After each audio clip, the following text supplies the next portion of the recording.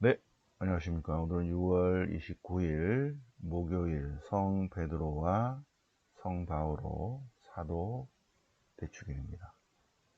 베드로 바오로 사도 대축일 일독서는 베드로 사도행전 12장 베드로에 대해서, 그리고 시편은 시편 34편 선사가 천사가 진을 치고 구출해 주네. 시편 34편. 이독서는 디모데오 2서, 바오로 사도에서 바오로는 훌륭히 싸웠고 달릴 길을 다 달렸고 믿음을 지켰고 이제 의로움의 화관이 준비된다. 오늘 복음은 마태복음 16장, 예수님께서 가이사랴 필리피 지방에 다다르셨을 때 사람의 아들을 누구라고 하느냐, 누구라고 하던데요. 그러면 제자들은 나를 누구라고 하느냐. 베드로가 삥이, 선생님은 살아계신 하나님의 그리스도이십니다. 그러자 예수님께서 베드로에게 세 가지 약속, 베드로를 반석을 삼아 교회를 세운다. 하늘나라의 열쇠를 준다. 배고프는 권한을 준다. 그래서 마태복음 16장이 오늘 복음입니다. 자, 그러면 사도행전 12장부터 공부를 해보겠습니다. 자, 사도행전 12장.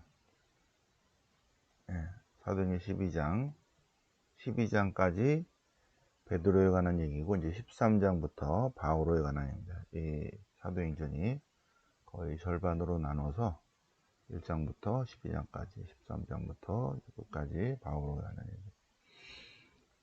자, 여기 나오는 헤로데는 헤로데 아그리빠입니다. 헤로데 아그리빠. 헤로데 아그리빠가 먼저 요한의 형 제베데의 아들 야고보와 요한이죠.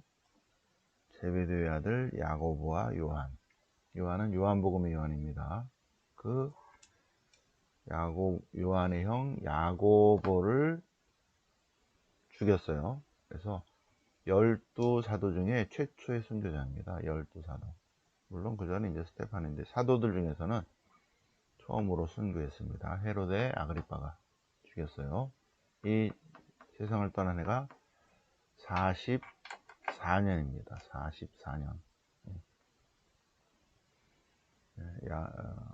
44년 야고보를 칼로 쳐 죽이고, 사람들이 좋아하자 베드로도 죽이려고 잡았습니다. 베드로도 죽이려고 잡고 베드로를 붙잡아서 감옥에 가두고, 그때가 이제 무교절인데, 파스카 축제 기간이죠. 파스카만 끝나면 바로 이제 처형을 하려고 일단 먼저 감옥에 가두어뒀다, 그 얘기입니다. 그래서 베드로는 감옥에 갇혀 있고, 파스카가 끝나면 이제 어떻게 할까요? 죽이시오. 그러면 이제 죽이려고 헤로데 아그리빠가 이제 죽이려고 감옥에 딱 가둬놨는데, 죽이려고 한 전날 밤에 헤로데가 베드로를 끌어내려고 하던 그 전날 밤에, 죽기 하루 전에 베드로가 두 개의 사슬에 묶인 채 두 군사 사이에서 잠을 자고 있었는데, 그리고 문 앞에는 파수병이 감옥을 지키고 있고, 베드로는 두 개의 사슬에 묶인 채, 두 개의 새 사슬에 묶인 채 잠을 자고 있고, 두 군사 사이에서 잠을 자고 문 앞에 파수병도 지키고, 꼼짝달싹 못하죠.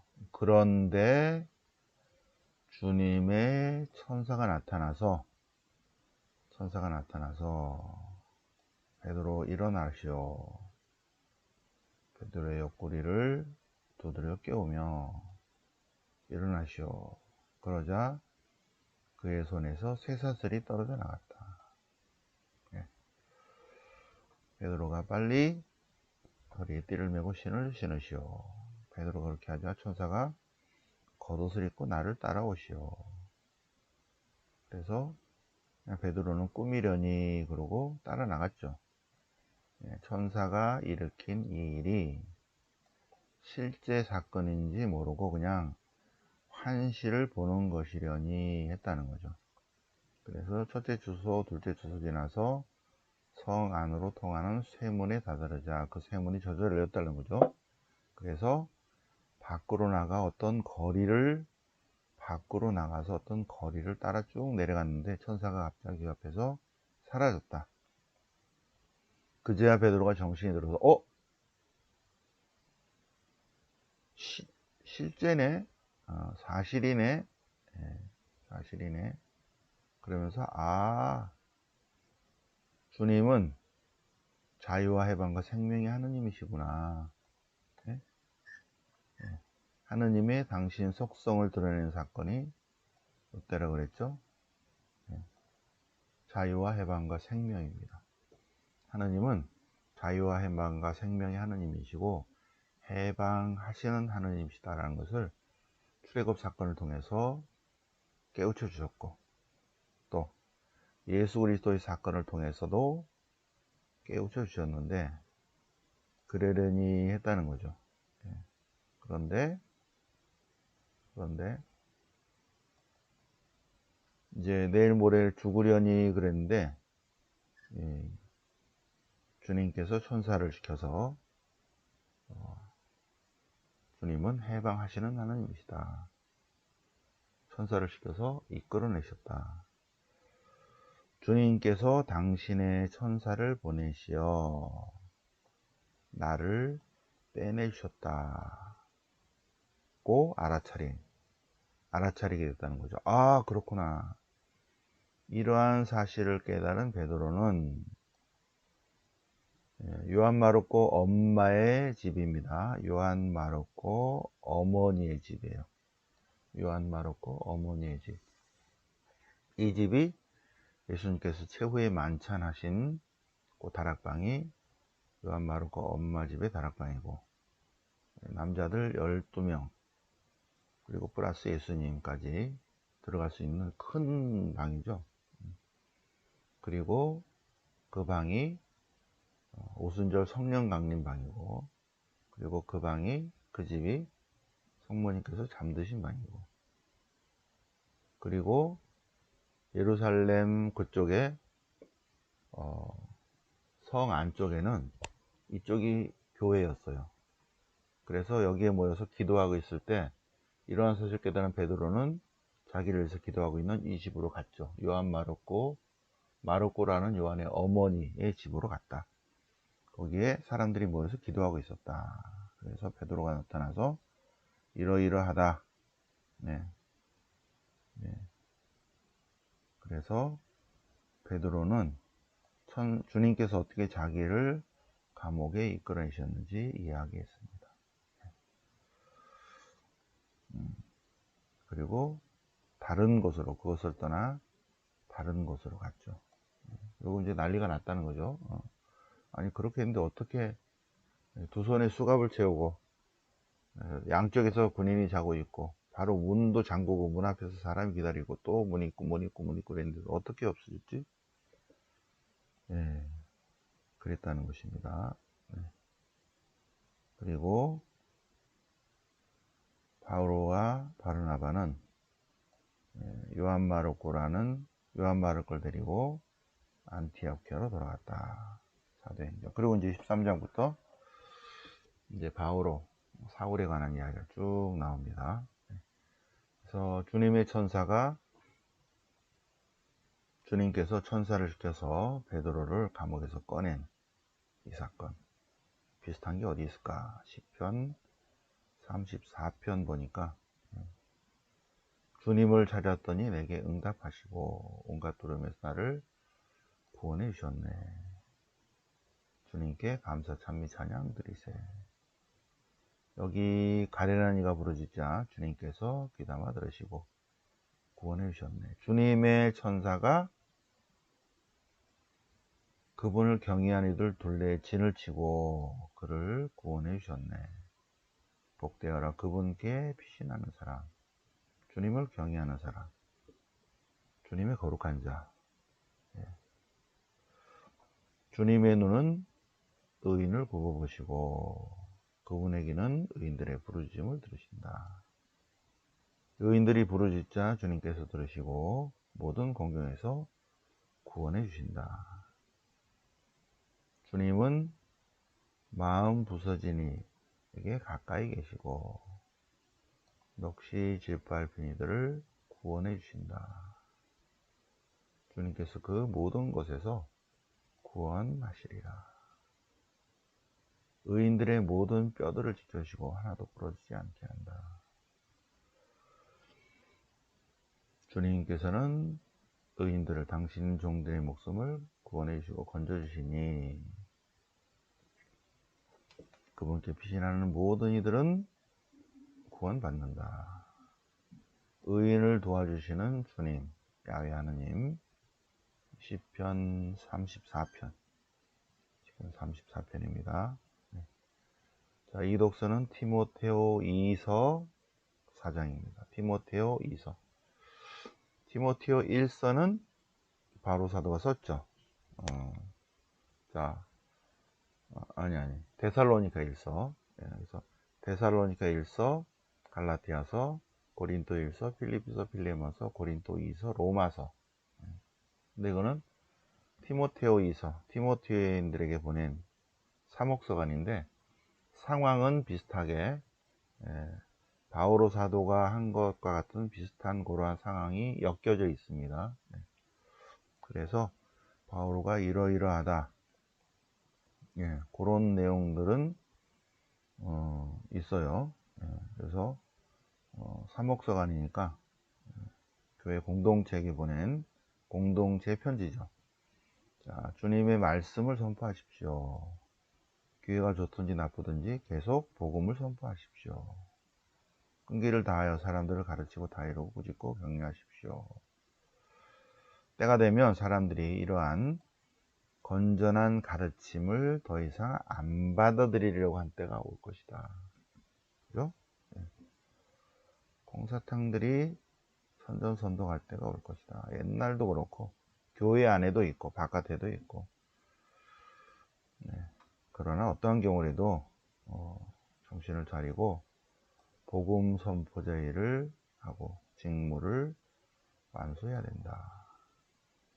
그런데 바오로는 주님께 올리는 포도주로 봉헌되었다. 나는 훌륭히 싸웠고 달기를 다 달렸고 믿음을 지켰고 이제 정의의 화관이 기다리고 있다. 주님께서는 그것을 나에게 씌워주실 것이다. 모든 사람에게도 주실 것이다. 그리고 여기 디모데오에게 보낸 바오로의 두 번째 편지의 상황은 좀 뭐 이런 여러 가지 전승들이 있죠. 또는 쪽지들이 있을 수 있습니다. 아니면 어떤 편지를 보고 카피 떨 수도 있죠. 거기에 이제 루카가 같이 있다. 이런 게 있습니다. 루카가. 그리고 요한 마르코도 데려오라. 이런 얘기가 있습니다. 주님께서는 내 곁에 계시면서 나를 굳건해 주셨는데 그것은 주님께서 나를 통해서 내가 복음 선포가 완수되고 이민족들에게 그것을 듣게 하시려고 나를 도와주신다. 주님께서 주님께서는 앞으로도 나를 이끌어 주실 것이다. 그래서 바오로 사도는 64년에 순교합니다. 64년에 로마에서 순교합니다. 베드로 볼까요? 베드로. 마태복음 16장 보면 예수님께서 가이사랴 필리피 지방에 다다르셨을 때 가이사랴 필리피로 가볼까요? 가이사랴 필리피로 가보겠습니다. 조금 더 크게 해볼까요? 자, 가이사랴 필리피. 예, 요 갈릴레아 호수 주변이, 예, 갈릴레아 호수 주변이 예수님의 사목 대상입니다. 네, 그래서 3년 동안 예수님께서 갈릴레아 호수 주변을 쭉 다니시면서 복음 선포를 하셨고 1년에 한 번씩 예루살렘에 가셨습니다. 자, 그래서 베드로는 요 카파르나움 여기에 베드로의 집에 머물고 있었죠, 그죠? 그래서 베드로의 집에 머물면서 이 주변을, 여기 갈릴레아 주변을 다, 여기가 다 사목 대상이죠. 그리고 베드로가, 예수님께서 베드로의 집에 머무셨어. 가파르나움에 베드로의 집에 머무시고, 여기입니다. 여기 있죠? 가파르나움. 네. 자, 이제 가이사랴 필리피 지방으로 가보겠습니다. 네, 여기서 제자들과 함께 위쪽으로 쭉 올라갑니다. 이렇게 우리도 그때 버스 타고 쭉 갔죠. 가이사랴 필리피 지방에 다다르셨다. 네. 이쪽은 헬몬산입니다. 가이사랴 필리피 지방에 판신전이 있습니다. 판신전. 여기서 여기 땅속에서 물이 흘러요. 그래서 거기 가보면 땅속에서 물이, 그 뒤에는 산이고 거기서부터 물이 어마어마하게 쏟아지죠. 그거는 요 뒤에 있는 헬몬산 2400 정도 되나요? 2800인가? 거기서 눈 녹은 물이 땅속으로 이렇게 와서 세 군데에서 합쳐져서 이렇게 요르단강이 됩니다. 요르단강이 되고 이렇게 또 요르단강이 흐릅니다. 여기에 수원지 중에 한 군데입니다. 가이사랴 필리피. 필리피의 가이사랴. 여기에 머물었을 때, 아시겠죠? 여기가 코라진과 베사이다, 카파르나움, 막달라, 티베리아스, 타볼산, 나자렛, 카나. 그죠? 여기 일로 가면 여기 요르단강. 자, 그러면 본문을 보실까요?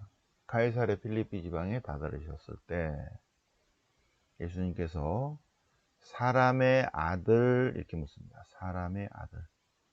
또 사람의 아들, 다니엘서 7장 13절, 다니엘서 7장 13절에 나오는 표현이라고 그랬죠. 묵시문학적 표현.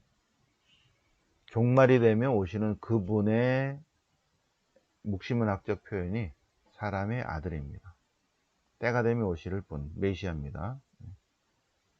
나를 누구라고 하느냐 이렇게 안 물으시고 예수님이신데 사람의 아들을 누구라고 하느냐, 누구라고 하던데요. 그러면 너희는 나를 누구라고 하느냐.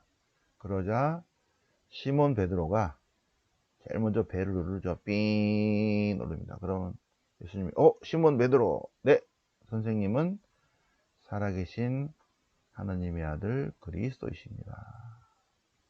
스승님은 살아계신 하느님의 아들 그리스도이십니다. 그러자 예수님께서 마태복음에서만 요 말씀하셔요. 마태복음에서만. 네. 시몬 바로 요나의 아들 시몬아, 너는 복되다. 왜? 그냥 이렇게 머리로가 아니라 하느님께서 그것을 알아차림, 하느님께서 빛을 비춰줘서 하고 그 대답을 했다, 그 얘기입니다. 나는 너에게 말한다. 너는 반석이다. 내가 이 반석 위에 내 교회를 세우겠다. 그리고 너에게 하늘나라의 열쇠를 주겠다. 그리고 땅에서 매면 하늘에도 매이고 땅에서 풀면 하늘에서도 풀리는 권한을 주겠다. 매고 푸는 권한에 관한 내용입니다. 이게 이제 베드로에 관한 얘기입니다. 베드로. 그리고 베드로는 역시 64년에 로마에서 순교했습니다. 아마도 같은 해 순교했을 거라고 추정이 되고, 그래서 로마도 로마시를 가로지르는, 이렇게 이쪽으로 가로지고 이렇게 가로지르는 버스 노선이 있는데, 베드로 대성당을 지나는 버스가 64번, 2000년이 지나도 기억하라고 64번 버스, 64번 버스를 타면 베드로 대성당을 지나갑니다. 내리세요. 근데 껌뻑 자느라고 못 내렸어. 그러면 그대로 타고 있으면 다시 갔다 또 와. 내리시면 돼요. 이렇게 보면 여기 베드로 대성당 약간 옆길이죠. 옆길. 그래서 그걸로 지나갑니다. 64번 버스. 나중에 로마 가면 한번 64번 타고 왔다 갔다 해보세요. 자, 그러면 우리는 64번보다도 예수님께서 왜 가이사랴 필리피 지방에 가셨는가? 여기서 신앙 고백을 시키는 거 있죠. 네. 요르단강의 원천, 생명의 물 원천, 거기 가셔서 예수님께서 제자들에게 사람들이 나를 누구라고 하더냐? 베드로가 선생님은 하나님의 아들 그리스도이십니다. 그러자 예수님께서 순환과 부활에 대한 첫 번째 예고를 하신다. 그리고 제자 교육을 하신다. 그래서 첫 번째 순환과 부활에 대한 첫 번째 예고, 순환과 첫 번째, 그 다음에 첫 번째 제자 교육입니다. 원본을 보시겠습니다. 원본은 마르코복음 8장 27절이라고 했죠. 8장 27절 원본. 예수님께서 가이사랴 필리피 지방에 가셨을 때 사람들이 나를 누구라고 하던데요. 그러면 제자들은 나를 누구라고 하느냐? 베드로가 스승님은 살아계신 하나님의 아들 그리스도이십니다. 그러자 예수님께서 나는 많은 고난을 겪고 배척받아 죽임을 당했다가 사흘 만에 다시 일으켜질 것이다 라는 순환과 벌이던 첫 번째 예고를 하시고, 그리고 첫 번째 제자 교육을 하십니다. 어떻게 당신을 따라야 하는가? 어떻게 따라야 된다? 버릴 건 버리고 질 건 지고 따른다. 1번 그리스도를 따르려면 따르겠다는 확고한 의지를 갖고, 2번 버릴 건 버리고, 3번 질 건 지고, 4번 구체적으로 따른다. 따라야겠다 하고 따르겠습니다 하고 생각만 하거나 말만 하지 말고 구체적으로 따른다. 따르려는 원의를 가지고, 1번 첫 번째, 누구든지 내 뒤를 따르려는 원의를, 그 의도가 분명히 있어야 되고, 1번. 2번 버릴 건 버려야 돼요. 자신을 이기심을 버리고 자기중심적 자아를 버리고, 3번 자기 십자가를 지고 자기가 짊어야 될 짐을 지고, 4번 생각만 하지 말고 말만 하지 말고 구체적으로 따른다. 어떻게 따라야 되는가? 제자 교육을 시킵니다. 제자 교육을. 자, 이 마르코복음 8장 27절이 왜 중요한가? 중요하다고 그랬죠? 마르코복음 8장 27절. 이거는 여기에도 마르코복음 8장 27절이 있고, 조금 전에 본 마태복음과 루카복음도 있는데, 바로 요 27절 여기가 요런 내용입니다.